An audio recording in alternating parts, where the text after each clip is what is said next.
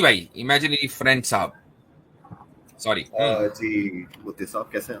खैरियत से? अल्हम्दुलिल्लाह। मैं ये पूछना चाह रहा था कि सवालात कुछ कर सकता हूँ मैं, अगर से पॉसिबल, मतलब आपके मजहब से रिलेटेड। जी बिल्कुल, लेकिन हम पहले आपके मजहब से रिलेटेड तो कर लें। नहीं, मेरा कोई मजहब नहीं है। यही मजहब है, ला मजहब भी एक नहीं मजहब है। नहीं, चले कोई बात नहीं, ऐसे कह लें आप। हाँ, यानी ला मजहब होना भी एक पोजीशन है, जिस तरह मजहब की एक पोजीशन है।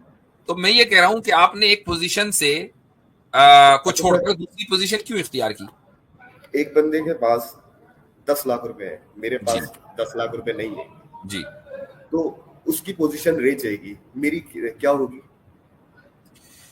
आप एक फुक्कड़ आदमी होंगे, वो ये फुक्कड़ होना भी एक पोजीशन है।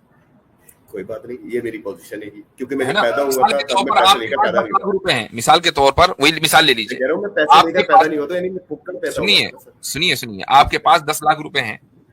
वो 10 लाख रुपए आपने सोचा कि यार मैं छोड़ देता हूं, मैं क्या काम करूंगा इनका, ये मुझे बिल्कुल पसंद नहीं है, और आपने 10 लाख रुपए छोड़ दिए और बिल्कुल फुक्कड़ बन गए। तो अब हम आपसे ये सवाल करेंगे कि आपने 10 लाख रुपए क्यों छोड़े। अब आप ये नहीं कह सकते कि मुझसे ये सवाल हो ही नहीं सर सकता कि मैं 10 लाख रुपए क्यों जी छोड़े, जी, मैं क्योंकि जवाब यही देता तो हूँ। सवाल रैशनली होना चाहिए कि भाई 10 लाख क्यों छोड़े, अच्छे खासे थे। मैं जवाब मैं जवाब दूं जी। मैं जवाब मैं दूं मैं मैं इसको मैं सर, अपना सवाल मुकम्मल भी मैं कर लूं, फिर आप जवाब दीजिएगा। ठीक है, इमेजिनी फ्रेंड साहब, एक मिनट, जस्ट अ ठीक है, सेकंड। इमेजिन करें, क्योंकि आप इमेजिनरी हैं, तो इमेजिन करें कि आज आपके पास 0 रुपए हैं, आपके पास कोई पैसा नहीं है, और आज से 1 साल के बाद आपके पास 10 लाख रुपए हों, तो क्या कोई अक्लमंद आदमी आपसे यह सवाल करेगा कि यार ये क्या बात हुई, पिछले साल तो तुम्हारे पास कोई पैसा नहीं था, 10 लाख रुपए क्यों है तुम्हारे पास? ये सवाल गलत होगा। भाई एक आदमी मेहनत करेगा तो 10 लाख रुपए आएंगे उसके पास, लेकिन 10 लाख रुपए हो और आप उसको छोड़ दें, तो ये सवाल लामहाला होगा कि 10 लाख रुपए क्यों छोड़े। जी मैं जवाब दूं सर। जी। सर पहले तो ये कि आपने जो भी लास्ट में बात कही कि मेरे पास 10 लाख रुपए थे, असल बात ये थी, जब मैंने अकाउंट चेक करा तो मेरे अकाउंट में नहीं थे 10 लाख। मुझे बताया गया था मेरे अकाउंट में है ये, ठीक है, जी ये नहीं।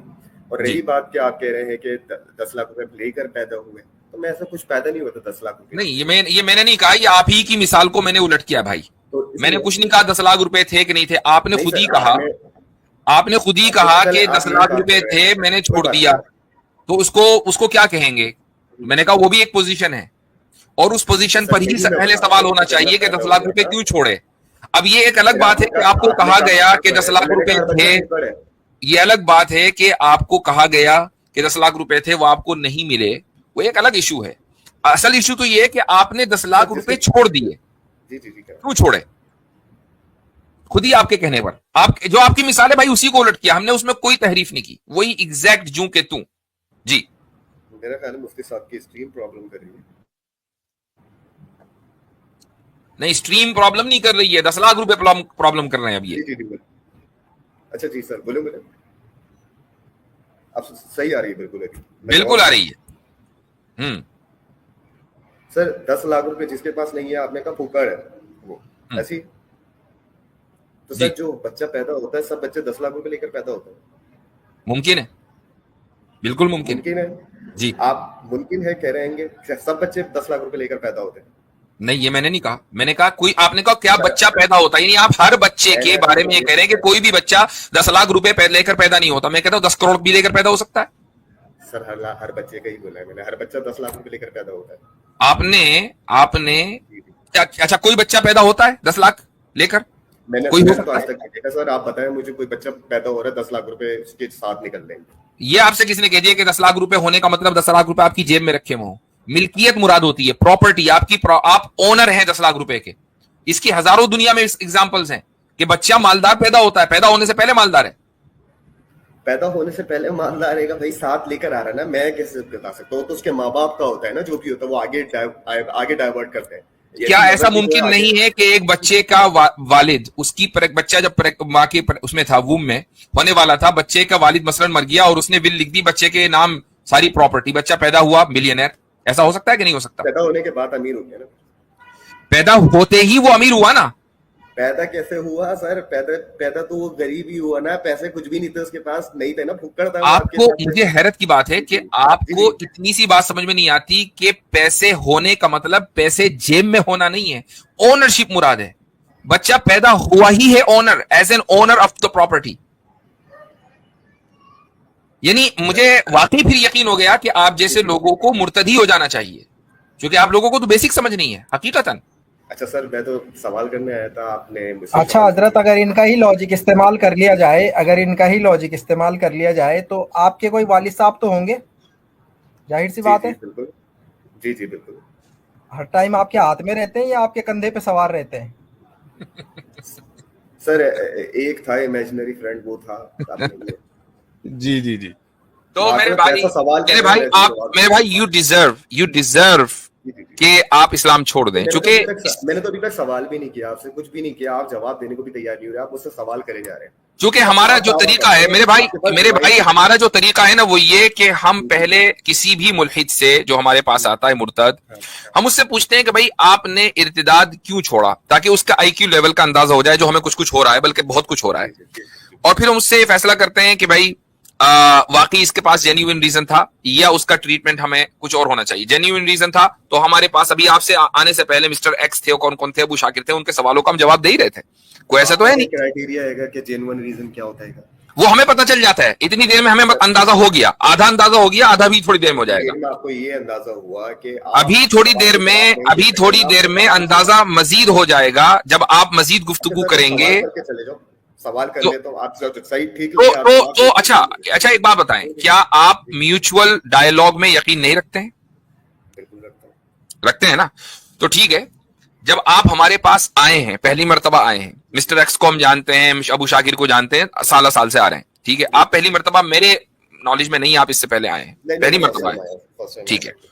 तो क्या ऐसा नहीं होना चाहिए? मुझे तो आप जानते हैं इसलिए मेरे पास आए हैं, मैं आपको नहीं जानता हूं। I would like to know who you are. अच्छे तरीके से नहीं जानता हूँ, मुझे किसी ने बोला कि ये मुफ्ती साहब हैं, ये हाँ ठीक है, इतना तो जानते हैं ना, मैं मुफ्ती साहब हूँ, और इतना भी जानते हैं कि मैं मुसलमान हूँ, और इतना भी जानते हैं कि इस्लाम का दिफा करता हूँ, ठीक है, इतना भी जानते हैं कि एथिज्म पर बात करता हूँ। ये सारी चीजें जो बुनियाद मोटी मोटी हैं, मजीद जानने की जरूरत नहीं है, कि मेरा शजरा नसब जानने की जरूरत नहीं, नीदर आई एम इंटरेस्टेड कि आप कहाँ के हैं, क्या नाम आपका ओरिजिनल है, आपके वालिद का नाम क्या है, मुझे जानने की जरूरत नहीं है।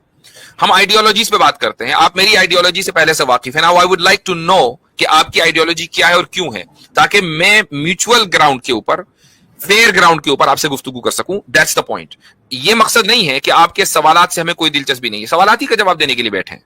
जी जी जी जी। तो अब मुझे आप बताएं कि आपने जो इर्तिदाद इख्तियार किया, इल्हाद इख्तियार किया, क्यों किया? मैंने क्यों किया, मैंने थोड़ा सा डिटेल और कितना अरसा हुआ ये भी बताइएगा। मैं डिटेल में बता दूं फौरन? मैं राजा साहब और हारिस सुल्तान की डिबेट सुन रहा था, तो जी। पहले अपोलोजेटिक मुस्लिम थे कि हम कहते थे कि नहीं नहीं मौलवी जो हैं ना वो गलत हैं, ये। फिर जब डिबेट सुन ली तो उसके बाद फिर जाके स्टडी करा। जी। जब स्टडी करा तो जो टीन एज में एक सवाल आया था कि किताबें तो कोई भी लिख सकता है, खुदा तो कोई भी किताब। दोबारा दोबारा बोले, क्या सवाल आया? जी जी। सवाल ये आया जहन में, जो बताया जाता है, यानी कि 16 की एज में मुझे थोड़ा सा रियलाइज हुआ था कि ये जो लिखा हुआ है, लिखे हुए से मानना है तो कोई भी लिख सकता है, इसमें कोई ऐसी बात नहीं। थोड़ा बहुत कुरान पढ़ा था, 99% मुस्लिम कुरान नहीं पढ़ते हैं, आपको पता होगा, ठीक है, हम भी वही थे, हमने कुरान नहीं पढ़ा था, बस हमने कहा चलो जाने दो, खैर अपने आप को मेंटल जिम्नास्टिक करके एक्सेप्ट कर लिया था कि यार कोई तो देखा जाएगा, खुदा से पहले खुदा को किसने बनाया, हम खुदा से मुफ्ती साहब, इन्होंने एक क्लेम किया है इसमें कि 99% मुसलमान कुरान नहीं पढ़ते। ये अपने बारे में कहें, दूसरों के बारे में ये क्लेम ना करें कि कितने परसेंट मुसलमान कुरान पढ़ते नहीं पढ़ते। आप नहीं पढ़ते तो इसका ये मतलब नहीं है कि 99% मुसलमान कुरान नहीं पढ़ते। एक मिनट मैं जरा सा रोकता हूं आपकी इनकी बात। आसिम भाई मैं सोच रहा हूं इनकी बात एक मुकम्मल सुन लें, वरना टॉपिक ना बदल जाए, फिर हम अपना जवाब देंगे इंशाअल्लाह। जज़ाकुमुल्लाह। जी भाई, 99 100 कह लें आप, मैं भी कुछ नहीं रोक रहा हूं आपको, ठीक है, 100% नहीं पढ़ते। आगे बोले। पर्सनल एक्सपीरियंस रहा है, जितने भी लोगों से मिला हूं, डजंट मैटर, आगे बोले। क्या रुके, वी डोंट केयर, आगे बोले, आगे बोले। क्यों, फिर क्या हुआ? 99 नहीं पढ़ते, फिर क्या हुआ? नहीं पढ़ते तो वो समझते हैं कि मौलवी जो है ना वो गलत हैं, उनको गालियां देते हैं, ठीक है। हमारी तरह हम भी समझते थे कि यार मौलवी गलत बता रहेगा, जब खुद पढ़ता है तो बंदा पता चलता है कि रियलिटी क्या है क्या नहीं। तो बाद में फिर मेरे सूर्य निसा की जो आयत है कि 434, तो उसमें जो है मारने का है, मतलब वो तो सिंपल सा रीजन समझ में आया कि औरत को डोमेस्टिक वायलेंस करने का है, मार से बाप कमजोर को सकते हैं, किसी ताकतवर को नहीं, ठीक है। औरत कमजोर है इसलिए मारा जाता है और कुछ नहीं है। कोई नबी वगैरह जो है सारे मर्द आते गए, औरतें नहीं आते, तो मर्दों का बनाया हुआ समझ में आया। और सिंपल सा था कि ये सारे मसले मसाइल हैं जो मैं मतलब अपनी मोरालिटी में जो मुझे समझ में आता है कि ये गलत है तो गलत है, तो मैं उसको एक्सेप्ट नहीं कर सकता था।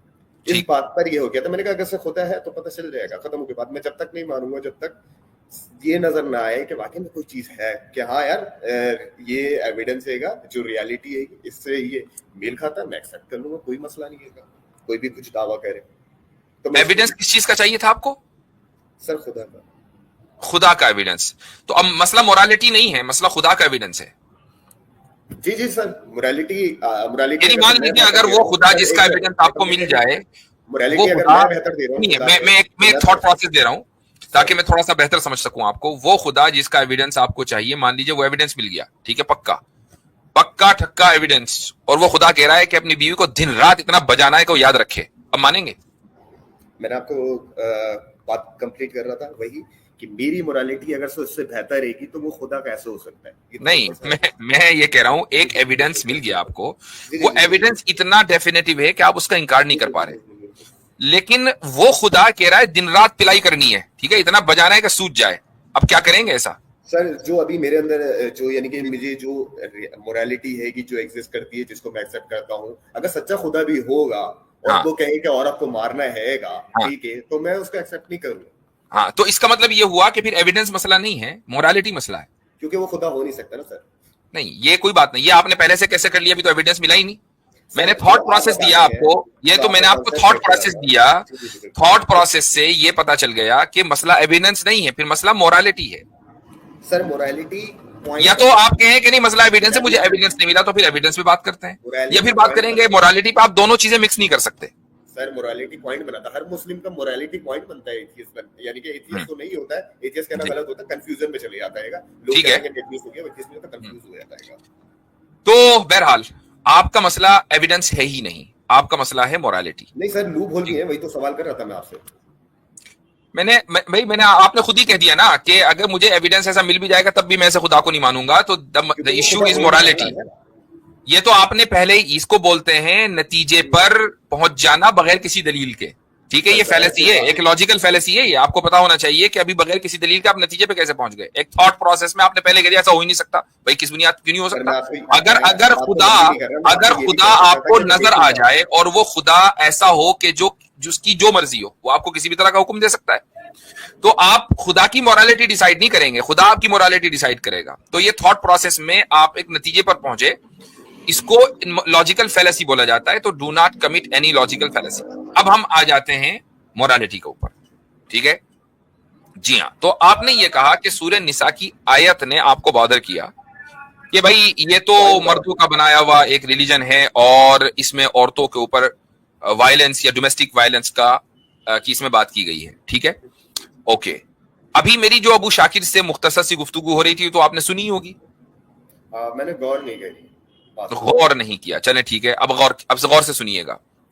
मैं आपसे एक अच्छा, जब मैं सवाल करता हूं ना तो मकसद ये होता है जवाब ही देना, यानी ये मत समझिए कि मैं आपको कोई कॉर्नर कर रहा हूं या मकसद आपको चुप कराना है, चुप कराना नहीं है, आपके सवाल का सही जवाब देना है, और मेरी नीयत यही होती है। हाँ, जब मुझे मैं भाप लेता हूं कि अगला बंदा शरारती है तो फिर हमारी टोन भी बदल जाती है, हमारा अंदाज भी बदल जाता है। तो इस चीज का जरा ख्याल रखिएगा कि बहुत ही, यानी हम गुफ्तगू जिस खुलूस के साथ कर रहे हैं उसी खुलूस के साथ, और अगर आपको ऐसा कुछ लगा मेरी कोई ऐसी इंटेंशन नहीं है, नहीं, I am just making a disclaimer मेरे भाई। जी जी। तो जिस खुलूस के साथ हम गुफ्तगू कर रहे हैं आप भी उसी खुलूस के साथ उस गुफ्तगू को सुने या एक्सेप्ट करें या रिजेक्ट करें, व्हाटएवर। मेरा सवाल आपसे यह है कि क्या हर तरह के वायलेंस के आप खिलाफ हैं? डिपेंड करता सिचुएशन के ऊपर। ओके, तो it is a subjective matter. जी जी बिल्कुल, ठीक है। तो इसका मतलब यह हुआ कि कुछ सिचुएशंस में वायलेंस दुरुस्त भी है, कुछ सिचुएशन में, मैंने कहा ना सब्जेक्टिव है, ये हमारा अपना बनाया हुआ। हाँ, मैंने उसका मतलब सब्जेक्टिव का मतलब ये होता है ना, कुछ सिचुएशन में वायलेंस दुरुस्त है।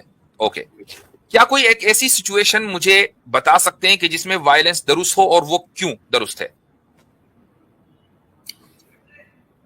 मसला अगर कोई शख्स हैगा, ठीक है, वो मेरे पर कुल्हाड़ी लेकर चढ़ा हुआ हैगा, ठीक है, मेरे पास सिर्फ एबिलिटी, यानी कि मेरे पास सिर्फ वहां पर यही हैगा ऑप्शन कि मैं इसका जो है यानी कि या तो मैं इसको वायलेंस ही कर सकता हूँ फिजिकली जाकर, यानी कि उसके साथ या तो सिंपल सा रहेगा कि मैं अपने आप को मरवा दूं। अच्छा, यानी अगर कुल्हाड़ी लेकर कोई चला तो आप वायलेंस करेंगे। मान लीजिए अगर एक शख्स आपके घर में घुस जाए और वो चोरी की नियत से घुसा और वो आपके ऊपर कुल्हाड़ी लेकर नहीं चढ़ा, उसका मकसद सिर्फ पैसे लेकर वहां से राह फरार इख्तियार कर जाना है, रफू चक्कर हो जाना है, आपकी आंख खुल गई, तो क्या आप उसको, और आपको मालूम है कि अगर मैं वायलेंस इख्तियार करूंगा हो सकता है मेरे पैसे बच जाएं, तो क्या आप वायलेंस इख्तियार कर सकते हैं? यहाँ नहीं सर, मैं रिटेलिएट उसी हिसाब से करूंगा जिस तरीके से वो क्राइम करेगा। यानी वो भी आप भी चोरी करेंगे? नहीं, आप समझे नहीं, मैंने सिर्फ ऐसा कहा कि अगर से वो चोरी करने आया, मिसाल के तौर पर अगर से चोर है कि वो आया है कि यानी कि उसको पैसे चाहिए कि सोना चाहिएगा, उसलिए आएगा। एक चोर आया है खाने के लिए कि खाना चोरी करना है उसने। नहीं, वो पैसे चोरी करने आया भाई, खाना नहीं, पैसे चोरी करना आया। इतनी सिंपैथी ना दिखाए, वो पैसे चोरी करने आया है। अच्छा सर, पैसे चोरी करने आया है तो सर मैं उतना ही करूंगा कि वो दोबारा ये चीज ना कर सके।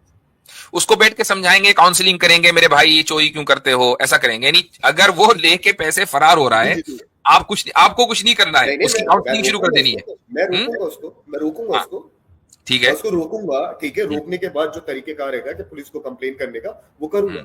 अच्छा ठीक, पुलिस ने उसको गिरफ्तार कर लिया, आपने पुलिस को कंप्लेन किया, आपने खुद कुछ नहीं किया। अब बताएं, पुलिस को ये हक है कि वो उसको लॉकअप में डाल दे? जी बिल्कुल, उसके सुधारने के लिए जो कर सके वो करे। सुधारने के लिए जो कर सके, क्यों? पुलिस को क्यों हक है भाई? ये पुलिस को यूं हक है कि सुधारना है उसे, माशरे को बेहतर बनाना है, ठीक है। वो प्रोटेक्ट कर रहा है, वो उसी जगह रख रहा है। ओके, तो इसका मतलब ये हुआ कि अगर हमारे पास कोई एक ऐसा इदारा है कि जिसका काम लोगों को सुधारना है, जिसका काम लोगों को प्रोटेक्ट करना है, तो उसको वायलेंस का आप हक देते हैं? वायलेंस का हक पहले समझ ले, वायलेंस मैंने आपको पहले ही बता दिया कि सब्जेक्टिव है भाई, वो मैंने मान लिया, दोबारा वहां जाने की जरूरत नहीं है। आपकी ही बात से जो हम जो नतीजा निकाल रहे हैं वो ये कि अगर कोई सोसाइटी में, मुल्क में कोई ऐसा इदारा है कि जिसका काम सुधारना है लोगों को, करेक्शन, जिसे करेक्शन एजेंसी बोलते हैं बहुत से मुल्कों में, तो उनको वायलेंस का हक आप देते हैं क्योंकि उनके पास अथॉरिटी है। हाँ बिल्कुल, सब लोग मिलकर देते हैं, यानी कि ये म्यूचुअल अंडरस्टैंडिंग है कि जो आपका सोशल एग्रीमेंट होता है, जो सोशल कॉन्ट्रैक्ट है, उसकी बुनियाद पर आपने एक इदारे को, जैसे पुलिस है, इंटेलिजेंस है या करेक्शन एजेंसीज हैं, उनको हक दिया कि भाई तुम वायलेंस कर सकते हो। जी ठीक है। अच्छा, अगर मान लीजिए मुफ्ती, इसमें मैं एक पॉइंट ऐड करना चाह रहा हूँ जी, कि इनको जो आप हक देते हैं, इस तरह के जो इंस्टीट्यूशंस होते हैं, उनको आप अनलिमिटेड वायलेंस का हक देते हैं, या उनको भी आप विद इन द लॉ जो है वो चेक करते हैं कि इनका यहाँ तक तो हक है, अगर इससे ज्यादा करेगा तो वो चोर के राइट्स को भी वायलेट कर रहा है? बिल्कुल कर, या आप बिल्कुल अनलिमिटेड दे देते हैं, यानी कि पुलिस है उसको क्या आप अनलिमिटेड राइट दे देते हैं कि वो जितना चाहे जैसे चाहे वायलेंस इस्तेमाल करे, या आप कहते हैं नहीं सर, उसकी भी एक लिमिटेशन करते हैं? ऑल्दो कि अगर से वो काम कर रहा है जिस काम के लिए कहा गया है, ठीक है, वो उससे बढ़कर कुछ कर रहा है या कुछ और बात कर रहा है, तो उसके ऊपर भी वही सजा नाफिज होती है जो काम गुड, यानी कि वो अपने लीगल फ्रेमवर्क से बाहर जाके वायलेंस को इस्तेमाल कर रहा है। ठीक है, यानी कि लीगल फ्रेमवर्क से बाहर जाके अगर वो वायलेंस को इस्तेमाल कर रहा है, तो इवन चोर को भी ये राइट्स होना चाहिए कि वो उससे भी ऊपर के लीगल अथॉरिटी को वो कंप्लेन करे या वहां तक जाए। सर, जो आपका वहां पर सिस्टम होगा ना, उसी हिसाब से एक्ट करेगा।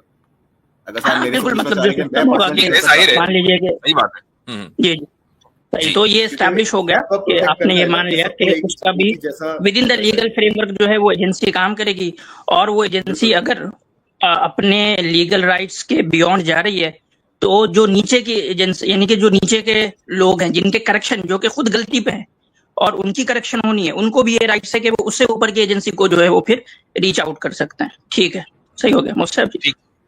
हाँ जी, तो अब जब ये सारे पॉइंट्स क्लियर हो गए, अब हम ये कहते हैं कि एक सोशल कॉन्ट्रैक्ट है, उसकी बुनियाद पर करेक्शन एजेंसी का जो इख्तियार है, करेक्शन का जो इख्तियार है, वो शौहर को मिला है with in certain limitations. Absolute इख्तियार नहीं मिला, विद इन सर्टेन लिमिटेशंस, और जितना भी वायलेंस वो इख्तियार करेगा उसकी भी लिमिटेशन है, वो उसको क्रॉस नहीं कर सकता। सोशल कॉन्ट्रैक्ट की बुनियाद पर मिला है। क्या आपको इससे कोई प्रॉब्लम है? मैं ऐड करूं वो लिमिटेशन जो है कि क्या उस कॉन्ट्रैक्ट में वहां पर लिखा हुआ हैगा जो जहां से आ रही है इमोरलिटी? सब हम मान रहे हैं, ये सारी चीजें मान के चल रहे हैं जिस तरीके से, जैसे आपने कहा ना कि भाई एजेंसी को, करेक्शन एजेंसी को इख्तियार है, उस इख्तियार को क्रॉस नहीं कर सकती, सर्टेन लिमिटेशंस हैं। ऐसे ही मान लीजिए एक सोशल कॉन्ट्रैक्ट है, उसकी बुनियाद पर शोहर को यह इख्तियार दिया गया कि with in certain limitations you can exercise violence if needed, कि अगर बीवी को करेक्ट करना है या बच्चों को करेक्ट करना है, ठीक है, ये इख्तियार दिया सोशल कॉन्ट्रैक्ट के मुताबिक। क्या आपको उससे प्रॉब्लम है? सर मैंने आपको पहले कहा कि लिमिटेशन उसमें लिखी हुई होनी चाहिए, ठीक है। दूसरा ये सेकंड बात मान लिया, हम आप ही की बात मान के चल रहे हैं, तो आप कहेंगे कि आप मेरी बात सुने गौर से। मैंने इसीलिए कहा, मैं आपको से जो गुफ्तगू कर रहा हूं उसका मकसद स्कोरिंग करना नहीं है, उसका मतलब है समझाना, थोड़ा सा आपको थॉट प्रोसेस देना, ताकि आप सब बातें सलीके से समझ भी सकें और रिस्पॉन्ड भी कर सकें। What I am trying to say, तो इसलिए आप उसको क्वेश्चन को डॉज ना करें। मैं ये कह रहा हूं सोशल कॉन्ट्रैक्ट है, उसकी बुनियाद पर एक मर्द को और शौहर को इख्तियार दिया गया है with in limitation, social contract में लिखा हुआ with in these limitations you can exercise violence if needed. आपको इससे प्रॉब्लम है या नहीं? सर मेरे सोशल कॉन्ट्रैक्ट में एक पर्टिकुलर कम्युनिटी को ये राइट नहीं मिलेगा कि आप ही ये काम कर सकते हो। भाई सोशल कॉन्ट्रैक्ट कुछ भी हो सकता है ना, सोशल कॉन्ट्रैक्ट कुछ भी हो सकता है, वो आपका अपना, आप ये नहीं कह सकते मेरा सोशल कॉन्ट्रैक्ट गलत है, इसीलिए तो मैं कह रहा हूँ वो गलत आप ये नहीं कह सकते, तो फिर सोशल कॉन्ट्रैक्ट मेयार नहीं है। फिर डोंट से कि सोशल कॉन्ट्रैक्ट की बुनियाद पर सोशल कॉन्ट्रैक्ट है जिसमें कहा जाता है कि एक पर्टिकुलर कम्युनिटी है उसको आप देते हैं। एक सोशल कॉन्ट्रैक्ट होता है कि सब इक्वल लेंगे, क्या आपके साथ भी हो सकता है, आपके साथ भी हो सकता है। सोशल कॉन्ट्रैक्ट का मतलब क्या होता है कि सोसाइटी ने उसको एक्सेप्ट कर लिया ना। एक आदमी अगर सोसाइटी के खिलाफ जा रहा है तो सोसाइटी उसको पनिश करेगी। सोसाइटी को हक है कि नहीं उसको पनिश करने का, एक आदमी को? दुनिया में बहुत सारी सोसाइटी होती है, अगर से कोई सोसाइटी ऐसा लॉ एक्सेप्ट करती है कि ऐसा सोशल कॉन्ट्रैक्ट जिसमें जो एक पर्टिकुलर कम्युनिटी है उसी को ही आप कह रहे हैं कि भैया तुम दूसरी वाली पे तुम ये सारा काम कर सकते हो, सारी अपनी रिस्ट्रिक्शन लगा सकते हो, सारी आप वायलेंस आप कर सकते हो, तो मैं ठीक है, ठीक है। अभी एक पॉइंट जो आसिम भाई ने ऐड किया मैं उसको लेकर आता हूं। आपने ये कहा कि करेक्शन एजेंसी एक कम्युनिटी है, उसको इख्तियार है, जो उस करेक्शन एजेंसी का हिस्सा होगा सिर्फ उसी को इख्तियार होगा कि वो violence with in certain limitation वो ऑब्जर्व करे या वायलेंस करे। अगर उसने उस लिमिटेशन को क्रॉस किया तो जिसके ऊपर वायलेंस हो रहा है वो हायर अथॉरिटी के पास जा सकता है, लेकिन उस करेक्शन एजेंसी में ही रहकर आप वायलेंस कर सकते हैं। तो ये भी तो एक सर्टेन कम्युनिटी है ना सर। देखे कम्युनिटी सिंपल सा कहा कि एक पर्टिकुलर कम्युनिटी को आप एक जॉब दे रहे हैं कि भैया आप जो है ना आप वायलेंस करेंगे करेक्शन करने के लिए। दूसरी वाली कम्युनिटी के कहते हैं आप नहीं कर सकते, आप हैं सिर्फ सजा खाने के लिए। अगर जो दूसरी कम्युनिटी है जिनको आपने ये कहा कि आपका करेक्शन किया जाएगा, और जो करेक्शन वाली है जिनको जो करेक्शन कम्युनिटी में जो लोग हैं वो करेक्शन करने वाले हैं, कोई ना कोई क्वालिटी देख कर तो आप उसमें लेकर आएंगे ना उनको। मसलन थीव्स को आप करेक्शन एजेंसी में नहीं लेकर आएंगे। अगर आप ये कहें कि भाई ये क्या बात हुई, सारे चोरों को ही करेक्ट किया जा रहा है, पुलिस वालों को क्यों नहीं करेक्ट किया जा रहा? भाई पुलिस वाले करेक्ट करने के लिए, चोर करेक्ट होने के लिए, ऑब्वियसली बात है। सर पार्टिकुलर कम्युनिटी की बात आ रही है, घूम फिर कर जहां पर बात कह रहे हैं ना हाँ, तो चोर भी तो एक पर्टिकुलर कम्युनिटी है, चोर करप्ट लोग ये सारे के सारे पर्टिकुलर कम्युनिटी है ना। अच्छा आपकी जो वहां पर कम्युनिटी है कि जिसको आप कह रहे हैं कि इसके पास अथॉरिटी है कि ठीक है, उसकी जो क्वालिफिकेशन है कि वो आपके मुताबिक क्या है कि वो दूसरे वाले से जो आप कह रहे हैं कि बेहतर है, वो सोशल कॉन्ट्रैक्ट देख लेगा ना, वो सोशल कॉन्ट्रैक्ट देख करेगा, वो सोशल कॉन्ट्रैक्ट तय करेगा। उसमें एक मसलन क्वालिटी भी हो सकती है कि जो जिनको वायलेंस इख्तियार करना है वो फिजिकली फिट हो वायलेंस के लिए। ठीक है, आपके अगर से सोशल कॉन्ट्रैक्ट में ये रहता है कि पर्टिकुलर कम्युनिटी जिसको आप कह रहे हैं कि ये वायलेंस इख्तियार कर सकती है जी, और दूसरी वाले को कह रहे हैं कि तुम तो अहल ही नहीं हो इसके, तुम तो सिर्फ लाते घुसे खाने के लिए हो कि तुम्हारे पास वायलेंस हो, तुम गलत काम करो। तो सर मैं आपसे सिंपल से ये पूछ रहा हूँ कि वो कम्युनिटी जो है कि क्या वो क्वालिफाई नहीं कर सकती उसके लिए? हाँ, बिल्कुल कर सकती है। अगर वो फिजिकली और रैशनली फिट हो जाए तो कर सकती है, कर सकती है ना। तो सर हाँ, दुनिया में फिजिकली, मेरी बात लीजिए, अगर फिजिकली रैशनली फिट हो जाए तो कर सकती है। जी बिल्कुल जी मुसब मैं बहुत सारी दुनिया में मैं बात कर जी आपकी आपका ये पॉइंट जो अटक गया, मैं थोड़ा इसको और वाज़ेह कर दूं। मैं आपसे पूछ रहा हूँ, जी मैं आपसे ये देखें, ये जो यानी कि लॉ इन्फोर्समेंट होता है, जो एक्सरसाइज होते हैं ना, जो करेक्शन के या लीगल मैटर्स, आप उसमें ये मानते हैं कि नहीं कि वो हायरार्की में एक्सरसाइज होते हैं? मतलब ऐसा हो सकता है कि मान लीजिए कि एक नीचे बंदा है, ठीक है, और उसने अपने किसी ऊपर वाले को जो है वो करप्शन करते देखा है, तो क्या वो एट द सेम टाइम उसी वक्त जो है क्या उसके ऊपर वो एक्शन ले सकता है अपने ऊपर वाले बंदे पे? या आपके भी जो सिस्टम में रह रहे हैं, लीगल सिस्टम है, उसमें ये होता है कि नीचे वाला बंदा जाके रिपोर्ट करेगा कि भाई अपने एविडेंसेस के बेस पे वो रिपोर्ट करेगा, वो खुद एक्शन नहीं लेगा? ये होता है, या ये होता है कि आपके यहाँ कि अगर ऊपर वाला बंदा गलत कर रहा है, हायरार्की में वो ऊपर है, यानी कि जो एक पूरा सिस्टम होता है, आप एक सोसाइटी में रह रहे होंगे, वो सोसाइटी हायरार्किकल होगी ना, वो विदाउट हायरार्की तो एग्जिस्ट नहीं करती। कोई भी सिस्टम में हायरार्की होता है। सर हायरार्की आप बनाते हैंगे सिस्टम को एक्ट करने के नहीं, आप अच्छा बताएं, आपका जो सिस्टम है, आप जिस सिस्टम को ओन करते हैं उसमें हायरार्की है या नहीं है? चलें ठीक है, हमारे सिस्टम को भी आप छोड़ दें, आप अपने सिस्टम की बात करें कि आप जिस सिस्टम में रहते हैं, जिस सिस्टम को मानते हैं, वहाँ हायरार्की है या नहीं है? सर जो सोशल कॉन्ट्रैक्ट है ना मेरा, उसमें कोई कम्युनिटी जो है ना, कोई जो इस अभी उसको हम कम्युनिटी अब देखेंगे ना, अभी देखेंगे। मैं कहता हूँ आसिम भाई, एक मिनट आसिम भाई, let's talk about his social contract, ठीक है? चूंकि अब अगर हम अपने सोशल कॉन्ट्रैक्ट की बात करेंगे, क्योंकि मैं तो ऐसे सोशल कॉन्ट्रैक्ट को मानता नहीं हूं, क्योंकि उनके जहन में एक खास सोशल कॉन्ट्रैक्ट है, तो लेट्स पुट योर, इसलिए मैं इनको कह रहा हूं कि ये अपना सोशल कॉन्ट्रैक्ट बताएं कि ये जो सोसाइटी में रहते हैं उसमें हायरार्की एग्जिस्ट करती है या नहीं करती है? सर मेरा पहला ये कि मेरा सोशल कॉन्ट्रैक्ट जो मैं समझता हूँ, ठीक है, वो करेक्ट भी हो सकता है। अगर सर वो गलत है आप बता दीजिएगा सर, मैं करेक्ट कर लूंगा। हाँ, वो अपना प्रेजेंट तो करें, क्या है जी?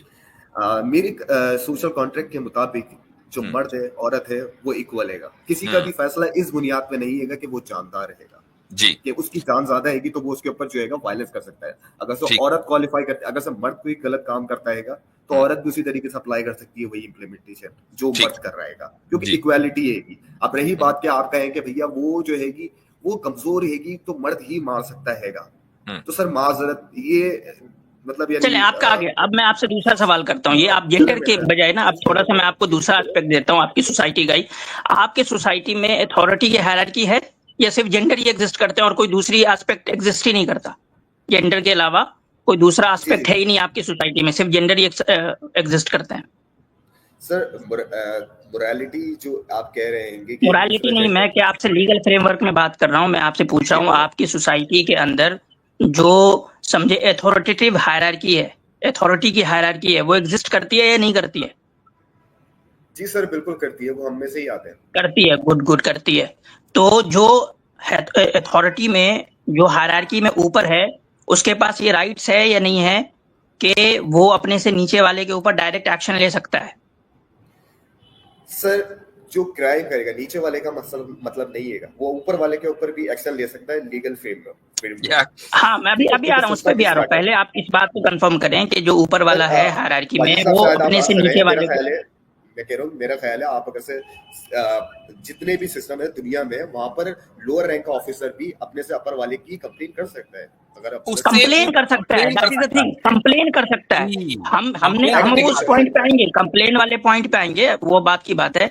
मैं अभी एक्शन लेने की बात कर रहा हूँ, कंप्लेन करने की नहीं। कि जो हायरार्की में ऊपर है वो नीचे वाले पे डायरेक्ट एक्शन लेके नोटिस उसको दे सकता है कि भाई तुम यहाँ गलत कर रहे हो, तुम्हें ये नोटिस दी जाती है, 15 दिन में तुम करेक्ट हो जाओ वरना ये एक्शन होगा, ऐसे वैसे कुछ भी वो यानी कि लीगल नोटिस इशू कर सकता है वो। लेकिन नीचे वाला क्या, नीचे वाला अगर किसी को, क्या कह रहे हैं सर, एक्शन भी कर सकता है, मसलन यानी नीचे वाला बंदा, यानी कि जो अथॉरिटी में हायरार्की में नीचे है, जो अथॉरिटी में हायरार्की में नीचे है, वो अपने ऊपर वाले को नोटिस वो जारी कर सकता है जी, एक्शन भी ले सकता है सर। एक एग्जांपल दे दुनिया का, दुनिया के एक लीगल, आप दुनिया के एक लीगल फ्रेमवर्क का एग्जांपल दे जहां नीचे वाला जो है वो अपने से ऊपर वाले के ऊपर एक्शन लेता है। आप एक एग्जांपल दे दुनिया की। सर दुनिया भर में जितनी भी अदालतें हैं वो प्राइम मिनिस्टर के अंडर आती हैं या नहीं? कोई जरूरी नहीं है। किसने कह दिया आपसे? मैंने कहा अलग अलग फ्रेमवर्क होते हैं। किसने कह दिया आपसे? दुनिया में बहुत सी अदालतें हैं कि वो नहीं आती है प्राइम मिनिस्टर के अंदर? नहीं आती, बिल्कुल नहीं। जो आपको लिबरल स्टेट का पता नहीं है, जुडिशरी जो है वो बिल्कुल सेपरेट पावर होती है। लिबरल स्टेट में। जी जी लिबरल स्टेट की आपको मतलब अब मुझे पॉलिटी भी पढ़ानी पड़ेगी कि उसमें जो है वो 3 अलग-अलग उनके इदारे होते हैं, इंडिपेंडेंट इदारे होते हैं, और इन तीनों का जहां एक तरफ जो है एक साथ काम हार्मोनाइजेशन भी होता है, दूसरी तरफ वो इंडिपेंडेंट भी होते हैं। ठीक है, इसके अंदर जुडिशरी अलग होती है, उसके अंदर पार्लियामेंट अलग होती है। ठीक है, इसी तरीके से जो है यहाँ पर हायरार्की नहीं होती। क्या कह रहे हैं? यहाँ पर हायरार्की नहीं होती। हायरार्की होती है क्योंकि कुछ मामलों में जहां वो विद इन द लॉ जो है वो डिफाइन होती है। अलग अलग होते हैं सबके। आसिम भाई इनको हाँ, और बेसिक्स नहीं पता लिटरली। जी आप बोलिए। बेसिक्स तो नहीं पता है। उसका मसला ये है कि लीगल फ्रेमवर्क, लीगल यानी कि लीगल चीजें काम कैसे करती है, ये लोगों ने मतलब समझते नहीं और सीधा लेकर आ जाते हैं कि इस्लाम में ऐसा है वैसा है। ठीक है, तो मेरे भाई आप जो है वो गलत हूँ ना, मुझे नहीं पता सर, मैं कहता हूँ, मैं माजरत करता हूँ, मैं करेक्शन कर लेता हूँ, ठीक है ना, मैं गलत हूँ। हाँ, तो ये आप कहिए, ये आपका सवाल था, मेरा सवाल बात है कि एक लोअर रैंक का ऑफिसर हायर रैंक के ऑफिसर को पनिश नहीं कर सकता, वो उससे हायर रैंक पर जाकर कंप्लेन कर सकता है, पनिश नहीं कर सकता है। ओके, उसकी कोई एग्जांपल दुनिया में नहीं मिलती कि लोअर रैंक ने हायर रैंक को पनिश कर दिया। It's not possible. हायरार्की का मतलब ये होता है। अच्छा सर, पुलिसमैन जो होते हैं वो अंडर आते हैं प्राइम मिनिस्टर के? अब वो छोड़ दीजिए उसको, हम आपको पॉलिटिकल पढ़ाने नहीं बैठे हैं यहाँ पर। Let's move on to the original prime minister rep कर रहे हैं किसी और भाई, let's move on to the original question. Let's move on to the original question. अब मैं आपको ओरिजिनल क्वेश्चन पर लेके चलता हूं। जो आपने जेंडर इक्वालिटी की बात की है, ठीक है, असल आपका मसला ये है कि भाई दोनों जेंडर इक्वल हैं, ठीक है। अच्छा, क्यों इक्वल है? क्यों इक्वल है, क्यों नहीं इक्वल है सर? आपने दावा किया ना सर, क्यों इक्वल है भाई, तो आप बताएंगे ना सर। वो तो हमें नजर आता है कि 2 बच्चे पैदा होते हैं, मतलब यानी इक्वल, हम यहाँ पे पूछने का मतलब है कि इक्वल इन ऑल एस्पेक्ट्स। हाँ, मतलब हमारे पूछने का मतलब है इक्वल इन ऑल एस्पेक्ट्स, वो जो भी है, इक्वालिटी इन ऑल एस्पेक्ट्स। क्यों डाइवर्सिटी होती है भाई? क्यों? मैंने सिंपल सा सवाल किया कि दोनों हर चीज में क्यों इक्वल हैं, इसकी क्या दलील है? सर मैंने तो कहा ही नहीं है हर चीज में इक्वल है। अच्छा, किस चीज में इनइक्वल है? सर आप जो पनिशमेंट रखते हैं ना, उसके लिए वो बिल्कुल यानी कि इक्वल है। एक मिनट, पहले हम ये साबित करेंगे कि दोनों हर चीज में इक्वल है, ताकि अपनी जिम्मेदारियों और अपनी रिस्पॉन्सिबिलिटीज और कॉन्सिक्वेंसेस दोनों में भी इक्वल हो। पहले ये साबित करना पड़ेगा। तो आप ये बताएं कि दोनों जेंडर हर चीज में इक्वल है, और इक्वल है तो क्यों है, और नहीं है तो किन चीजों में नहीं है और क्यों नहीं है? सर मैंने कहा तो आपको अभी बोला कि जो दोनों जो है एक ही तरीके से पैदा होते हैं, दोनों एक ही तरीके से पैदा होते हैं, ठीक है। दोनों को तकलीफ होती है, दोनों को तकलीफ होती है, सही। दोनों को धोखे में बुरा लगता है इक्वली, सही। दोनों को बेवफाई का दुख होता है, सही। तो इसलिए साबित ये हुआ कि तमाम चीजों में दोनों इक्वल है, राइट? जी जी बिल्कुल सर। अच्छा, तमाम चीजों में नहीं है। अरे अभी तो कह रहे जी फिर कह रहे तमाम चीजों में नहीं है। जो आपने बात कही उस पे कह रहा हूँ, आप तमाम चीजों पे कह रहे हैं, तमाम चीजों पे डिफरेंस आते हैं। मसलन अच्छा, किन चीजों में डिफरेंस है सर? मसलन जैसे कि अगर से मैं एवरेज मर्द हूँ, ठीक है, मेरी जो जान हैगी उसके मुताबिक मैं समझूंगा कि मैं बड़ा स्ट्रांग हूँ, ठीक है, लेकिन बहुत सारी दुनिया में ऐसी औरतें हैं जो मुझसे ज्यादा जानदार हैं। इंडिविजुअल की बात नहीं हो रही भाई, हो सकता है आप निहायत कमजोर इंसान हो, हमें उससे कोई फर्क नहीं पड़ता। What I am trying to say कि दो जेंडर किन चीजों में इक्वल नहीं है? किन चीजों पर इक्वल नहीं है? आप पहले कह रहे थे कि इक्वल है, आप कह रहे हैं कि इक्वल नहीं है। आपने कहा ना, आपने खुद ही कहा कि उन्हें सारी चीजों में इक्वल नहीं है, कुछ चीजों में इक्वल है, कुछ चीजों में नहीं है। तो मैं पूछ रहा हूं किन चीजों में नहीं है, या तो कहिए कि सारी चीजों में इक्वल है, and stick to that point. जी जी सर, बिल्कुल। जनरलाइज बात करी जाए कि जो कमजोर होंगी, मतलब यानी कि फिजिकली जो है औरतें जो होती है, आपको लग रहा है सवाल समझ नहीं आ रहा? बहुत सिंपल सवाल है। आपका स्टैंड क्या है मेरे भाई सुन लें, आपका स्टैंड क्या है? बहुत क्लियर कि औरत और मर्द जो है वो तमाम चीजों में इक्वल है। अगर आपका ये स्टैंड है तो ठीक है, हम इस पे बात करेंगे। अगर आपका ये स्टैंड है कि नहीं, तमाम चीजों में इक्वल नहीं है, तो आपसे ये पूछा जा रहा है कि 3-4 वो चीजें बता दे जिसमें वो इक्वल नहीं है। जी सर, मैंने पहले बताई आपको कि फिजिकली वो इक्वल नहीं है, फिजिकली इक्वल नहीं है। ओके, और इसके अलावा कुछ? बाकी जो 5000 ईयर्स से जो आपने यानी कि डिप्रेस करके रखा हुआ है औरतों को, 5 ईयर से, जी, तो उसके मुताबिक उनका एक्सपोजर, उनका कॉन्फिडेंस वैसा नहीं होता जैसा मर्द का होता है। अच्छा, तो यानी उनका जो कॉन्फिडेंस है वो सोशल कॉन्ट्रैक्ट की वजह से नहीं, ये सोशल कंस्ट्रक्ट है, ठीक है। अच्छा, अब मुझे एक बात बताएं कि एक 17 साल 350 दिन का लड़का और 18 साल की लड़की दोनों इक्वल हैं या नहीं? नहीं। क्यों? छोटे बड़े हो गए ना सर। 10 दिन का ही तो फर्क है। 10 दिन में ऐसे कौन से कमाल हो जाएगा? 10 दिन का फर्क है का बात ये भी होता है ना, एक्सपीरियंस कितना है। मसलन ये कि 10 दिन में, एक मिनट, 10 दिन में आपका क्या एक्सपीरियंस हो जाएगा? आप पहले ये बताएं, आप उस मैंने जो पूछा वो बताइए, 10 दिन में ऐसा क्या होने वाला है? आप सवाल रिपीट करें अपना।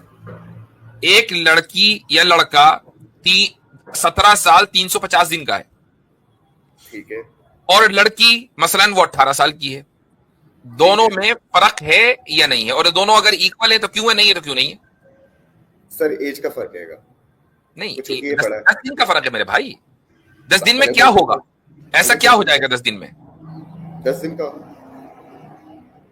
यही अगले 10 दिन में ऐसा क्या आप एक्सपेक्ट करेंगे कि इतना जबरदस्त ट्रांसफॉर्मेशन होगा? आप जो बराबरी पूछ रहे हैं, आप किस चीज की बराबरी पूछ रहे हैं, ये बताइए। किसी भी चीज में बताएं कि मसलन वोटिंग राइट है, मसलन वोटिंग राइट है या शादी करने का हक है, इन चीजों का हक है या नहीं? सर वोटिंग राइट अगर से 18 हैगी या 17 हैगी, जो भी एज है, जो उस पे पहले पहुंचेगा वो जो हैगा, यानी कि जो पहले पहुंच रहा है वो राइट वोट करेगा, तो उसका राइट रहेगा। मिसाल के तौर पर 10 दिन बाद इलेक्शन है और एक लड़का है जो 17 साल 350 दिन का है, 10 दिन बाद इलेक्शन है, और एक लड़की है वो 18 साल की है, तो आपने 18 साल वाली को तो वोटिंग राइट दे दिया। अब इलेक्शन चूंकि 10 दिन के बाद वो 18 साल का होगा लड़का, और अभी 18 साल का होने में 10 दिन बाकी है, इलेक्शन आज है, आप उसको वोटिंग राइट नहीं दे रहे, तो 10 दिन में ऐसा क्या हो जाएगा? कितनी मेच्योरिटी उसके अंदर आ जाएगी, कितनी रैशनैलिटी आ जाएगी?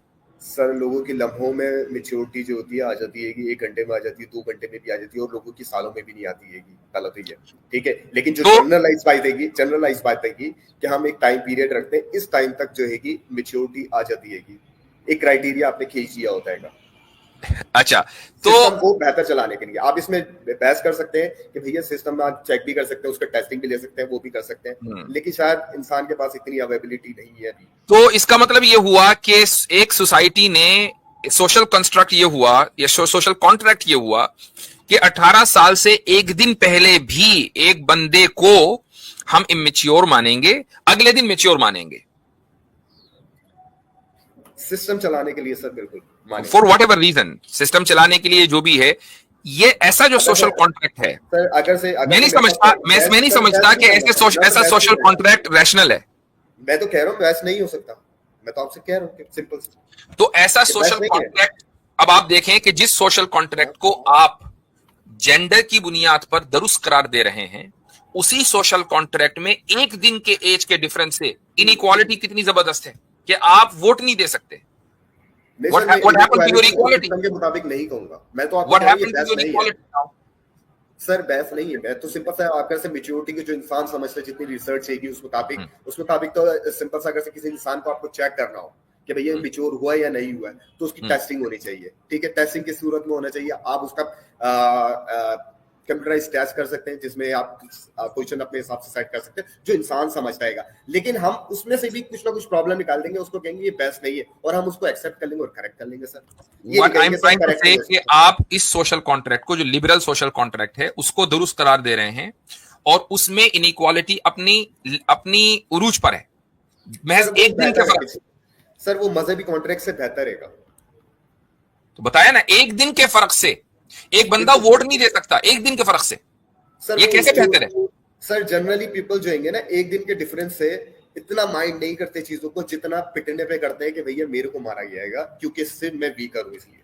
तो ये असल में क्या है कि आपने अपने जहन में एक चीज बिठा ली कि नहीं, ये असल में मारने वाली बात। असल बात ये है कि हम इक्वालिटी के ऊपर बात करें, कि जिस इक्वालिटी को आप प्रमोट कर रहे हैं या सपोर्ट कर रहे हैं, मेरी बात पूरी होने दिया करें, वरना तो कोई फायदा नहीं है बात करने का। जिस इक्वालिटी को आप प्रमोट कर रहे हैं और जिस सोशल कॉन्ट्रैक्ट और निजाम की बुनियाद पर कर रहे हैं, वो निजाम खुद इनइक्वालिटी के ऊपर खड़ा हुआ है। और घंटों के एतबार से, अब मैं दिन भी नहीं, 1 घंटे बाद अगर 12 बजेंगे और बंदा 18 साल का होगा, अगर 1 घंटे पहले इलेक्शन हो रहा है, तो आप वोट नहीं दे सकते। आप अपनी शादी का हक यानी हक जो आपको शादी का है आप उसको इख्तियार नहीं कर सकते, उसको एक्सरसाइज नहीं कर सकते 1 घंटे के फर्क से। सर तो इनइक्वालिटी तो ये है। अच्छा अब आगे let me explain now, enough हो गई कॉन्वर्सेशन। सर आपने कंक्लूड कर दिया, मेरे रिमार्क्स तो सुने नहीं, अब सुनने भी नहीं है, मैं अपनी बात कर लूं ताकि हमें अगले कॉलर्स भी हैं। अब आ जाते हैं हम डोमेस्टिक सवाल ले नहीं, मेरे भाई अपनी बात कंक्लूड कर रहे हैं, मतलब ऐसे अच्छी बात भाई म्यूट करें, म्यूट, हमें अपनी बात भी तो करनी है अब। तो अब आ जाते हैं हम डोमेस्टिक वायलेंस के ऊपर, कि जिसको आप डोमेस्टिक वायलेंस कहते हैं वो दरअसल वायलेंस है ही नहीं। ये आपकी टर्म है कि जिसको आप डोमेस्टिक वायलेंस कह रहे हैं, ये आपकी टर्म है, हम आपकी टर्मिनोलॉजी इख्तियार करने के पाबंद नहीं है।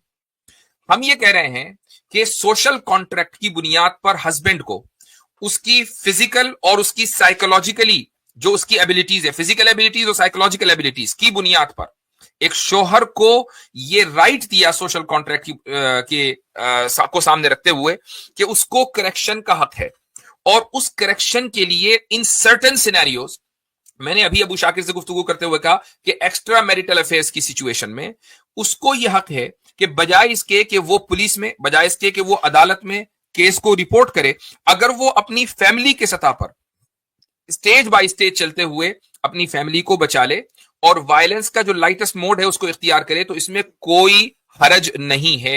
ये इस्लामिकली स्पीकिंग बात कर रहा हूं मैं।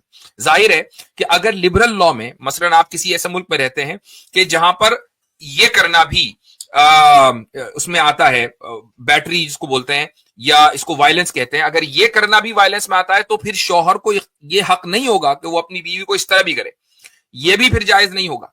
तो ये आपके सामने हमने बात रख दी है, आपको कबूल करनी है करें, ना करनी हो वो आपकी मर्जी है। जी, बाकी लोगों ने देख ही लिया कि आपके कॉन्सेप्ट क्लियर नहीं है अभी। जी गो अहेड।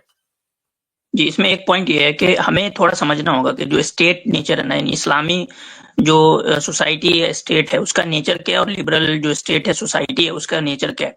लिबरल स्टेट और सोसाइटी के अंदर जो सारी अथॉरिटी है, जो सारा पावर है, वो सिर्फ स्टेट को दिया गया है।